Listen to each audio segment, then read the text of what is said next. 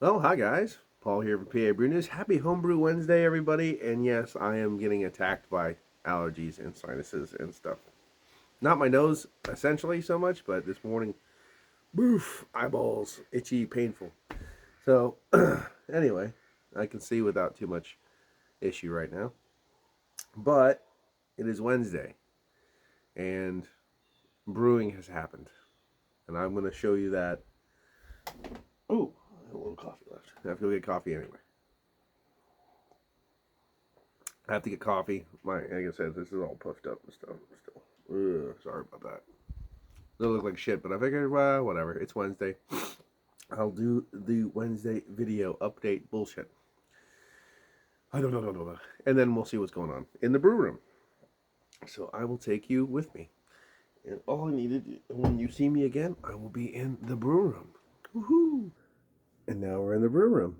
So apparently you can't reverse on this camera once you record. So let me show you here. Woo-hoo-hoo-hoo. Can't see. There we go. Come on. Down to that level, buddy. Let's see. Harvest mead. Harvest wild grape wine. Now an American Imperial Stout. I'll tell you that in a second. English Stout. Hard cider. So, this is doing something now after 48 hours. 2 batches of English ale yeast went into this one to finally get it to do something. 1 English ale yeast went into this, and it's working good. An English ale yeast went into this one, and it did dick for like 2 days almost. So I popped an American ale yeast in there, and it sprung to life. This is just going to be a plain old wine yeast, and this is a sweet mead yeast.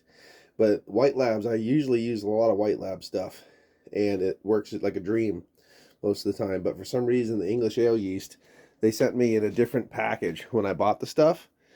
So I don't know if there was something wrong with it or whatnot, but yeah, my unfinished sealing. But yeah, this is the brew room, and this is the spooky jar witch room, tincture room. So things are going on there, but brews are being made. We got pretty much 13 gallons of brew right there going. Looking forward to the cider.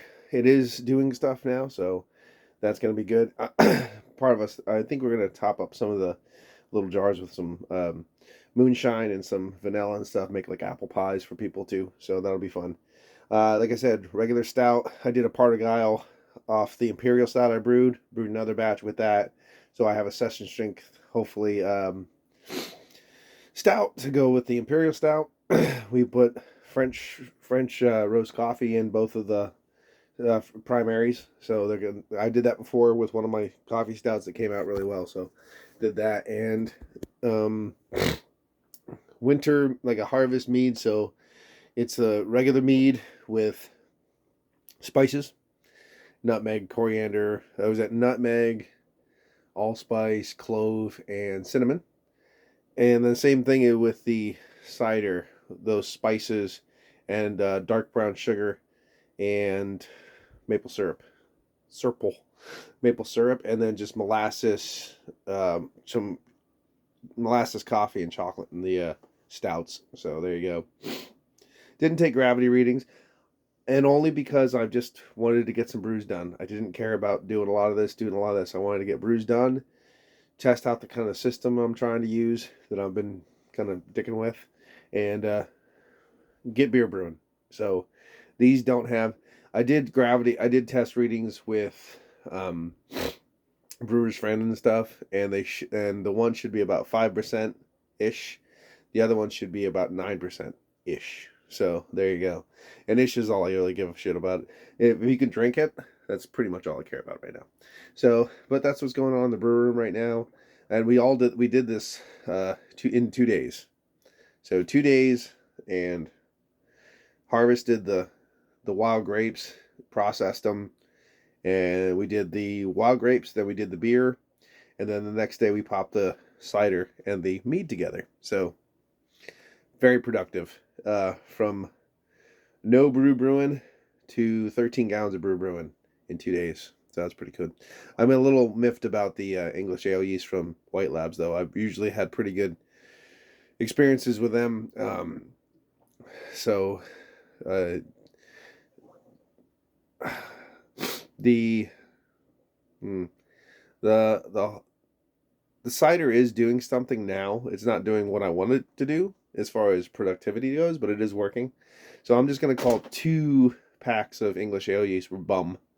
One is working really good, and the other one's trying to do something. I was gonna call and complain to More Beer about that one, but probably just let bygones be bygones on that one. But yeah, I'm a big English ale yeast fan, especially White Labs.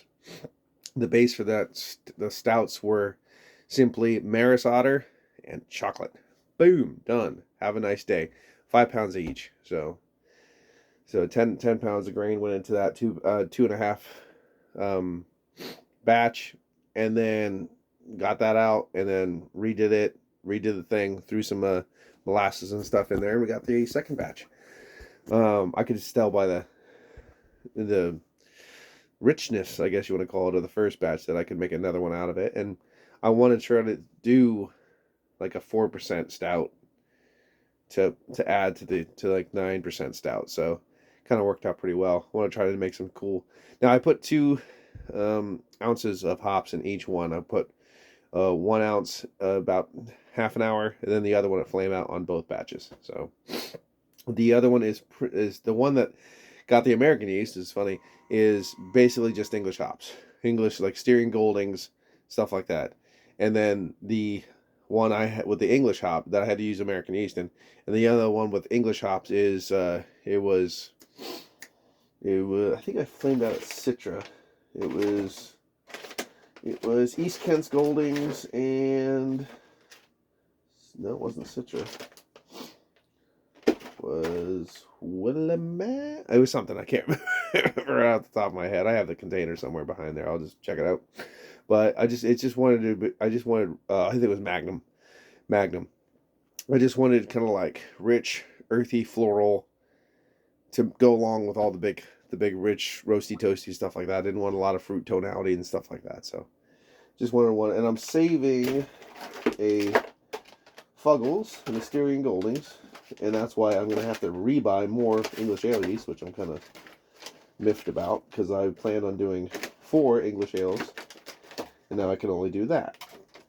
Because I have an Amarillo here that's going to go with the Fuggles for an IPA. And then I have Styrian Goldings and Citra here for another IPA. Yeah, so, oh well. It is what it is. But I need to, after I get done with all these hops, I'm switching to, they were in the refrigerator. Putting those back in the refrigerator.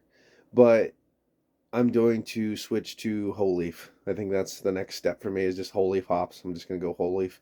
That way I can put the bag back in, because I'm trying to brew in the bag, kind of do that kind of thing.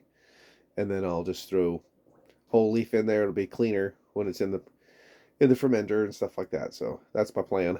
I'm not really sure if I have to use double the amount or this, or if it has a different, potency, that kind of thing. But we'll see.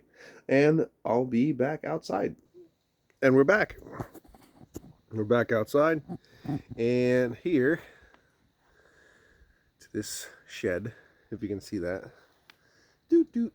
is going to be projectedly some hops next year or the year to come. So I think it's a pretty good place to get it. It gets the sun here. It gets the wind movement from the creek and stuff like that. So it's probably all right. It's probably the nicest place, I think, to directly grow hops. We're gonna put plastic down in stone and get this all decorative and less muddy, grassy. And then gonna get 4 different types. I don't know about 4 different types, at least 4 different rhizomes or whatever you want to call them. Put them in potters and then tie the strings directly here with hooks.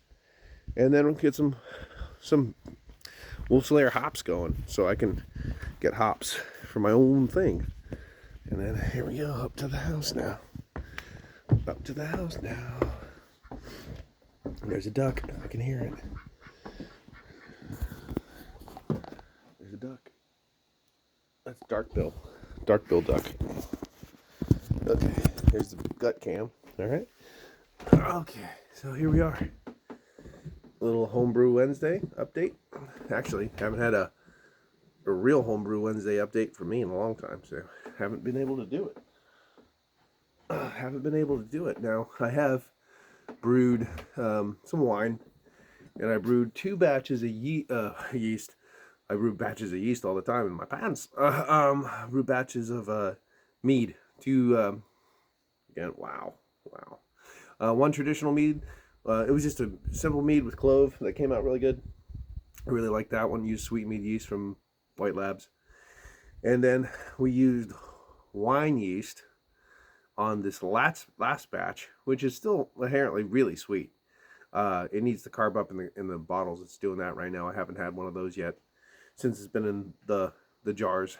But we did one with harvested wine berries that we harvested in late July, early August. So that is cool. Like I said, I know a couple of people who tried them. They liked it sweet, and it was sweet as fuck. So should carb up nice in the bottles. So gonna try a little bit of that probably tonight. Probably grab one tonight to crack open. It's been in the bottle for about 2 weeks now, so it should be really good for carbonation and things like that. But no, other than that, that's me for Homebrew Wednesday. Like I said, a lot of brew on the horizon. Little miffed about the English ale yeast not working, which I've never had a problem with White Labs before. You always just get all your shit done, get it up to temperature, so it's nice ambient temperature and it's standing warm water, that kind of thing. And when you're ready to pitch, make sure that your wort is to a nice cool temperature, but not too cool, and then you throw it in. And I've never had a problem until right now, which I thought was weird because the English ale yeast must have came from somewhere else too, because it came in a secondary package. What that means, I don't know. But I got it from More Beer, and More Beer is usually really good. And the American ale yeast works like a champ. I found that out. And the sweet mead yeast works like a champ as well. The only problem I've had was the English, so I'm still going to get more. I like English ale yeast, so I like to do that with my imperial stouts and porters, and I mean, just you kind of name it. I'd rather use that. Now, if I'm doing a barley wine or something like that, no, I think I'd still use English ale yeast. It doesn't get as high ABV, but I like the soft fruit tones and stuff like that.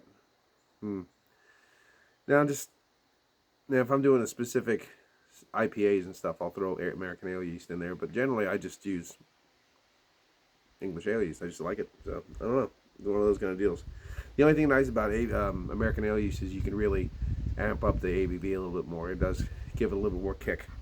So, like if I'm making a steam beer and stuff like that, California steam beer, stuff like that. I am debating whether I want to try to do a lager and then just put it in the dungeon.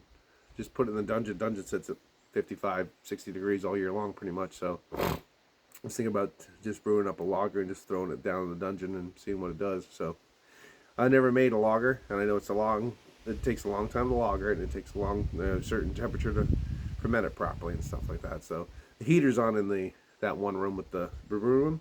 The brew room, the heater's on, so that's why the ale yeast is working so nicely. So I don't know. Just wanted to give you an update. SJ's got his hops down. Didn't do so well this year, so hopefully you'll have a real nice harvest next year. I'll try to get this uploaded. I don't even have to switch it around or do any of that editing crap. I'll just get into proper internet and hit the upload button. It'll probably be tonight, 6 o'clock maybe, something like that. This will come up.